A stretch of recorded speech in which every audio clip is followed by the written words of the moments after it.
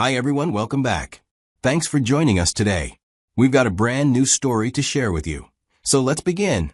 My name is Albert, and I will be sharing how I ended up helping my wife get the much-needed break she asked for, even though it cost us our marriage. Some might say I acted too fast. Others might say I did the right thing. Either way, there are lessons to learn from my story. Now let me be clear from the start. Ending a marriage is never something you smile through. It's not a celebration. Nobody wins when two people who once promised to grow old together end up going separate ways. But sometimes, when one person says they need space, or a break, or time to figure things out, you got to ask yourself, why are we even together in the first place? Because if you love someone and they still feel like they need a break from you, then maybe they already checked out a long time ago. I know people throw around the word break like it's just a pause button, but in my experience, it's usually the beginning of the end. I just listened to what she said, and I gave her exactly what she asked for. What came next? Well, that's where things really got interesting. I've been a businessman since the day I walked out of college with my degree. I started an import and export business, which meant I was constantly on the move. One week, I'd be in New York, the next I'm in Dubai or Singapore. It was the kind of life that demanded a lot, not just from me, but from anyone who chose to be close to me. I met Tiffany, my now ex-wife, on one of those trips. We were both stuck at the airport during a delayed flight. She ended up sitting right next to me. At first, we both kept to ourselves, scrolling through our phones and looking bored like everyone else in that terminal. But after a while, one of the flight attendants brought over those dry, tasteless airport meals, and we both made a joke about how the chicken looked like rubber. That opened up the conversation. We started talking. She listened when I spoke and seemed genuinely interested. By the time the plane finally landed, it felt like we'd known each other longer than just a few hours. We exchanged numbers, and to be honest, I didn't expect much to come out of it. I meet a lot of people when I travel, but something about her stuck with me. Even with my packed schedule, I made an effort to keep in touch with her. Whenever I was back in town, I'd hit her up, and we'd meet for coffee. Over time, the connection grew stronger. I made it clear from the beginning what my life was like, always moving, dealing with clients across time zones, handling shipments, and managing customs issues. She knew that being with me wasn't going to be a traditional 9 to 5 relationship. And at that time, she didn't just accept it, she respected it. She admired how driven I was and how consistent I stayed, even when life got messy. In return, I admired her patience. She never made me feel guilty for being busy. I tried to make up for the distance in every way I could.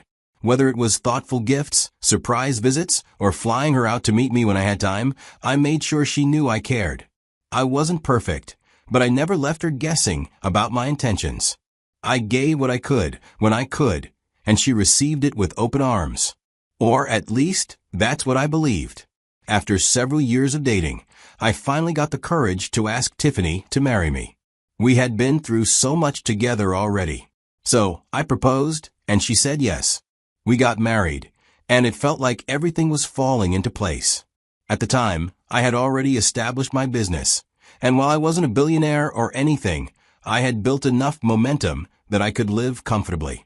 More importantly, I could finally start spending more time with Tiffany. I knew that when I was away, it was hard on her, so I made a conscious decision to slow down. I started cutting back on my travel, limiting myself to the essential trips, and staying home more. For the first time in a long time, it felt like I was actually present in my own life, and in hers. We had our fair share of happy moments in those early years. It was almost like the marriage was perfect. Life was good, or at least it seemed that way. But you know, when you're in business, things don't always stay stable for long. The business had its own agenda. Something with business, it has a mind of its own. It doesn't care about anniversaries, birthdays, or any of the personal milestones that might mean the world to you. As much as I tried to control it, the global market started shifting. New challenges arose, things I couldn't ignore. The international landscape was changing, and I needed to adjust to it if I wanted to keep the business running. Suddenly, the regular trips I had planned for a few months a year became frequent long-haul flights, especially to Asia, with China being a major focal point. I sat Tiffany down to explain. I told her, these trips are necessary if I still hope to run this business the way it needs to be. We're at a critical point, and if I don't take these meetings now, we might lose the chance to expand. I'll find a way to make this work, I promise. I reassured her that this wasn't going to be forever, that I would figure out a better balance. I told her I understood how hard it was, and that I wouldn't abandon her. But I also knew the reality of the situation.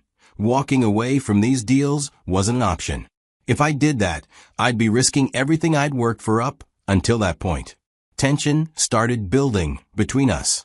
It didn't happen overnight, but gradually, Tiffany started feeling neglected. I could see it in her eyes when I came home after a long trip. She started pointing out the things I wasn't around for. She'd say, "You weren't there for me when I needed you. You're always away, and I'm here alone. It feels like we're just going through the motions." And at first, I'd listen. I tried to empathize with her. I knew she wasn't wrong, but I also had to explain my side of things. "I get it," I'd say. "I understand that it feels like I'm always gone. But if I don't take these trips, we might lose everything we've worked for. This business, it's our future." I reassured her, as best as I could, that I would figure out a way to make up for the time we were losing. But the truth was, the business was demanding more of me than I could give. And I was starting to wonder if it would ever be enough to fix what was happening between us. Things weren't the same anymore, but I kept telling myself it was just a rough patch, a bump in the road. I was preparing for what was supposed to be one of the biggest trips in my business career, a meeting with new partners in China. This deal had the potential to really shift things, not just for me, but for both of us. I needed it to go well. As I packed my bags, I knew I had to speak with Tiffany. I could feel the distance between us growing, and I hated it. She didn't look happy when I walked into the room, but I wasn't going to let that stop me. I walked over to her, trying to find the right words to explain. This trip wasn't just another business venture for me. It was crucial. I took a deep breath and said, "Tiff, this trip to China, it's important. I know we've had our disagreements, but if this deal goes through, it'll benefit both of us forever. I need you to understand this." She didn't say anything, just stood there, arms crossed, staring at me. I could see the frustration in her eyes, but I was hoping she'd see the bigger picture. I was doing this for us. But instead of responding, she just turned and walked out of the room. I stood there for a second, trying to make sense of it.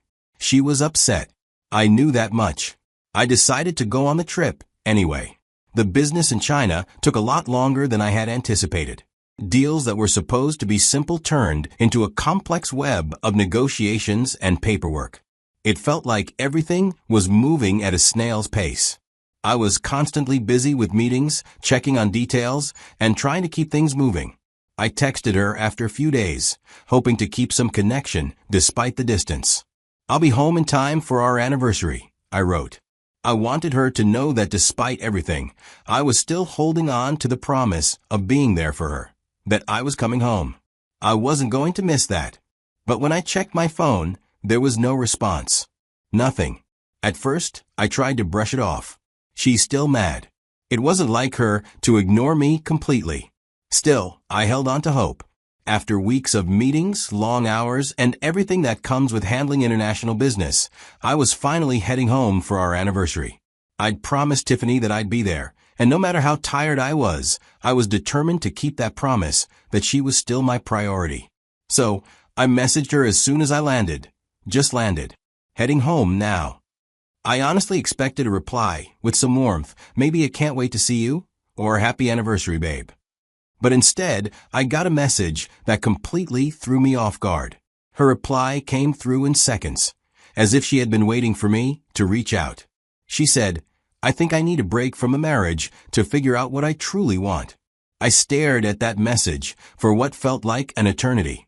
There was no way she was saying what I thought she was saying. I realized that I wasn't going to sit around and try to talk her into staying. I had already been down that road too many times. I just replied with a simple, calm, "Okay." Now I know that probably sounds cold, but at that moment I wasn't interested in arguing. Instead of heading home like I'd originally planned, I immediately canceled my trip. I told the driver to reroute my car to a hotel nearby. I pulled out my phone again and made a call, this time to my lawyer. I told him what had just happened, and I didn't waste time. I told him to prepare divorce papers.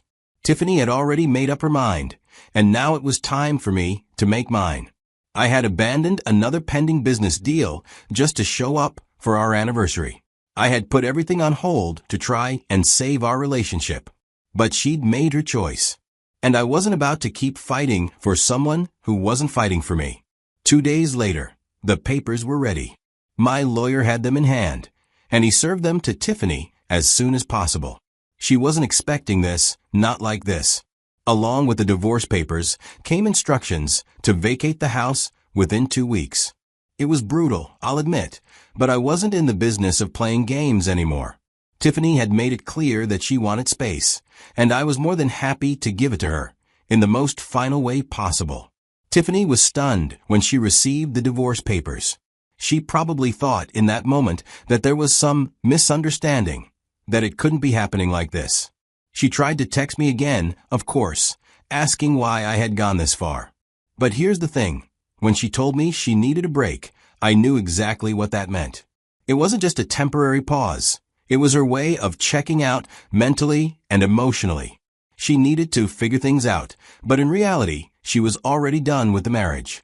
So, I told her exactly what was on my mind. Since you need a break, I want to give you a permanent break. That's the reality of it, and I wasn't going to sugarcoat it. Naturally, Tiffany asked me to take it back. She begged, almost pleading for me to reconsider, but I couldn't. By this point, I was firm in my decision. Then I reminded her that the business you're throwing tantrums about has been funding your lifestyle. And if I stop doing it, as you've requested, we'll be without money. She had been living comfortably, enjoying all the perks, all the luxuries that came from the success of my business. The business was the backbone of our lifestyle. And once that was gone, so was everything else. As the days went on, I could see Tiffany's desperation building.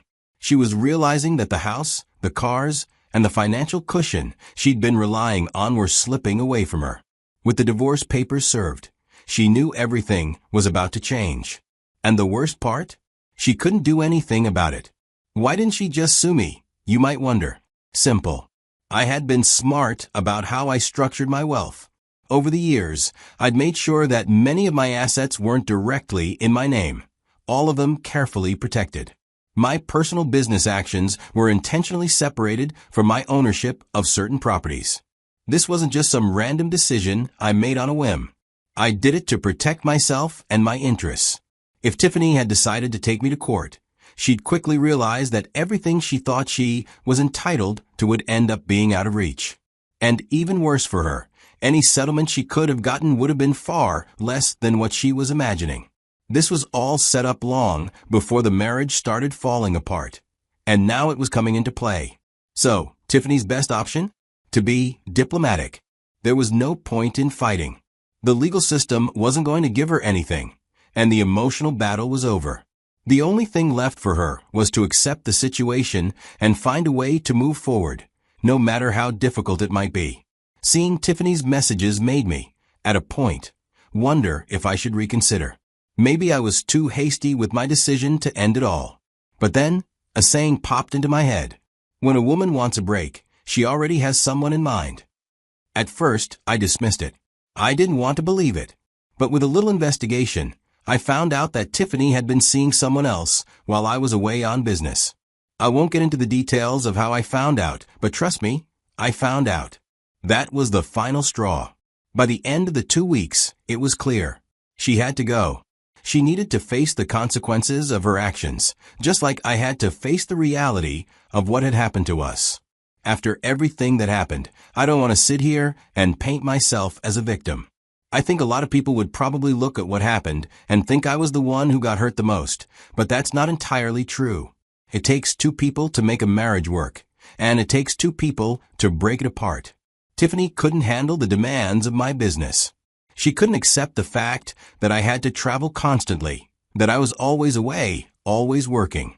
She wanted me to be there for her, but she didn't understand what it took for me to provide the lifestyle she was accustomed to. That's part of why she gave up, But that wasn't the only reason. The real issue was that she chose to go outside the marriage, to cheat. That's something I couldn't accept. And once she did that, I knew it was over. The break she asked for wasn't about space. It was about wanting to explore her options. And I wasn't one of them anymore. I learned a lot from everything that went down, and I think it's important that I share these lessons with you. First, if someone asks for a break, don't ignore the deeper reason behind it. It's rarely as innocent as it sounds. A break is often a polite excuse to explore options outside the relationship. So, if your partner asks for one, don't just think it's a temporary thing. There's more to it. Another lesson I learned the hard way is that you need to build your life in a way that protects your assets. Everything I worked for, everything I built with my business, needed to be protected. If things go wrong, your emotions shouldn't take away what you've worked so hard for. And I guess one of the toughest lessons I learned was not to chase people who stopped choosing you. Tiffany gave up on us first. She chose to step outside the marriage, to betray everything we'd built. Lastly, and maybe most importantly, is this: balance love with purpose, but never sacrifice your purpose for someone who doesn't respect it. I tried to compromise my business for her, to spend more time with her, to make up for all the time I spent away, but she didn't meet me halfway. She didn't respect my purpose, and in the end, that's why everything fell apart. I needed my business to support us, to give us the life we wanted, but she didn't understand that. And I think, in the end, she just wanted me to choose her over everything else. But when you start asking someone to give up their purpose, their passion, for the sake of the relationship, that's when things get dangerous. That's when people start to feel like they're losing themselves. So now I want to ask you all, what would you have done if you were in my shoes? Would you have quit the business before she asked for the break? Would you have sent her packing, like I did? Or would you have accepted her when she asked to come back? I'm really curious to hear your thoughts. Let me know in the comments.